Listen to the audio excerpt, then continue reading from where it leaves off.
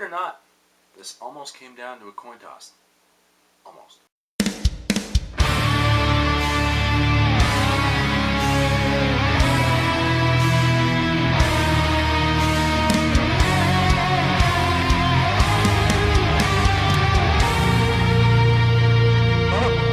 What up YouTube? I am Gallant Havoc, and finally, I have a video up. It's been, I don't know how many years since that god-awful slideshow I put up, but hey, what's past is past, right? So let's get down to business. 2017 was a great year for entertainment. Plenty of new music, video games, movies, especially video games, which is what we are here to talk about now. Among them were Horizon Zero Dawn, Mario plus Rabbids Kingdom Battle, Resident Evil 7, and Super Mario Odyssey, and then some. But one came out that would stand above the rest. The only one that really mattered to me. A game that we have waited 5 long years to play. It was released for the Wii U, and the brand spanking new Nintendo Switch. Revolutionary in handheld meeting console. I am, of course, speaking of The Legend of Zelda, Breath of the Wild. And I got the Wii U version because I'm just a poor boy from a poor family. He's just a poor boy from a poor family. Anyway, Breath of the Wild is truly a beast of its own. It broke away from most conventions that we had seen in past Zelda games, while sticking to just the right amount of formula that we are used to. There was little to no hand-holding, which was a plus. They basically said, "Open your eyes and go." Thrust you into this gorgeous open world that made you feel free. And, no pun intended, who am I kidding, pun intended, wild. Which is yet another one of the game's highlights. Instead of having to climb a ladder or a wall covered in vines in past Zelda games, you could climb anything. Except when it rains, because, you know, realism. Spider-Link does whatever a Spider-Link does. Which is yet another mechanic this game got right. The physics engine was perfect, which was actually one of the reasons why it took so long to develop. One of the developers apparently had some problem with the physics coding, so that really set them back. And the wildlife. My God, the wildlife. The animals, plants, the flowers, they all felt truly sentient and alive. Capturing horses was a fresh feeling. Only issue is they took out Epona. By take out, I mean locking her behind amiibos, little figurines you can get to further amplify the game or set you further into the game, unlock hidden content, stuff like that. I have none of. A lot of content was hidden behind the amiibos, including Link's outfits from past games. The fierce deity, damn it! But then again, the amiibo were a good marketing choice for Nintendo. I mean, profit. Gotta make your money somehow.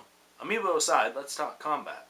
The enemies you encounter in this game are familiar to a lot of veteran Zelda players, with throwing in a few new ones. Like those terrifying guardians. Huge, spider-like ancient machines that, when they lock onto you, whoo, and that eerie piano starts to play. Run.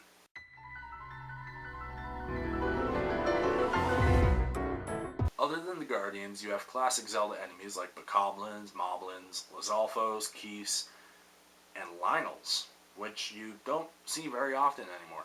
The Lynels are not to be messed with. You see a silver one? Oh, you better run, but it doesn't stop there. There's even a gold one in the DLC. You don't even have to face Lynels or Guardians to know that you will die often in this game. Your weapons also break after so many hits, which was frustrating at times, but it forced you to switch up your gameplay, which was, despite being a bit annoying, a nice touch. The difficulty was also cranked above other Zelda games. It felt very akin to Zelda 2, The Adventure of Link, a game I tortured myself to beat. My only real big issue with the combat was how the animation seemed a little repetitive in comparison to, say, Twilight Princess, which had like all those diverse hidden skills that you had to use to beat certain enemies. In this, you just dodge, attack, and it's the same left, right, sword motion. Breath of the Wild also puts a real big dependence on armor. You have to go around, get fresh pieces of clothing for yourself, and Depending on their armor rating, they will serve you better in different situations. You can even visit a Great Fairy to upgrade the armor rating or give you hidden bonuses. That's right, the Great Fairies are back, and the days of triangle boobs are no more. I enjoyed the customization though. That's what I felt all Zelda games needed, and this one really did justice. You also had a variety of weapons to choose from. One-handed swords, two-handed swords, even spears. And what they did with the Master Sword was interesting, to say the least. Speaking of the Master Sword, the story.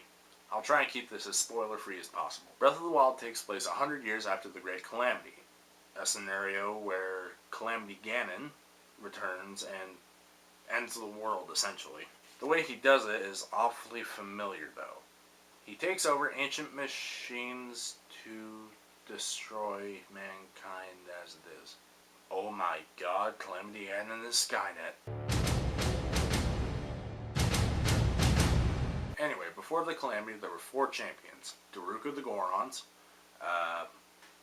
Urbosa of the Gerudo, Mipha of the Zora, and Revali of the Rito. Who's a total dick, by the way. And then there's Princess Zelda and Link, who lead them. The champions all piloted giant mechanical beasts known as the Divine Beasts, who were created to combat Calamity Ganon. Link and Zelda serve as the ground support. The Divine Beasts were also taken over by Calamity Ganon and killed the champions, the King of Hyrule, and pretty much everyone else. Link was gravely injured and put into stasis in the Shrine of Resurrection, where he slept for 100 years and then woke up with amnesia. Zelda, on the other hand, went to restrain Calamity Ganon in order to keep him from destroying everything else. Geez, 100 years of keeping a Demon King captive. That's commitment, which is where the story really shines. Zelda is no longer the damsel in distress we're used to seeing. She is a complex, layered, almost kind of tragic character, which is shown through memories that you can collect throughout the land. And let me tell you, they are very rewarding for Zelda fans, new and old. So Link is back after 100 years and has to reclaim the Divine Beasts and go beat Calamity Ganon once again. Or just go beat Calamity Ganon once again, which I strongly advise against. Slight spoiler here though. The final boss fight, while visually appealing, is rather underwhelming from a gameplay perspective, among other flaws. I just wish we had an actual Ganondorf fight. One-on-one, mano-a-mano, sword fight with the King of Evil once again, like we saw in Twilight Princess. Maybe not exactly the same, but something like it. That would have been totally badass. As you can tell from my opening music, I am a Ganondorf fan. Hashtag bring back the Dorf. Beggars can only be choosers sometimes though, right? Breath of the Wild was also the first Zelda game to show DLC, which had never happened before in Zelda history. Zelda purists would find this outrageous. You know how DLCs make games feel incomplete? Oh, Breath of the Wild knocks that on its ass. Even without the DLC, the game felt totally complete. The DLC just expanded it. Wrapping things up, Breath of the Wild was definitely the biggest highlight in 2017 for gaming. It won 3 awards, including Game of the Year at the Game Awards. They must be doing something right. And personally, I loved it. Despite the flaws it had, it was truly worth the wait. It introduced something new and so familiar as well. It had the perfect mix of combat, exploration, and story. And I'll admit, this is definitely way up there in my favorite games of all time. I'm going to give The Legend of Zelda, Breath of the Wild, a gallant rating of 5 out of 5. And that's just the core game. The flaws were there, of course, but not enough to sway my opinion. It is truly a beautiful experience. Now the only question that remains, is it better than Ocarina of Time? I don't know.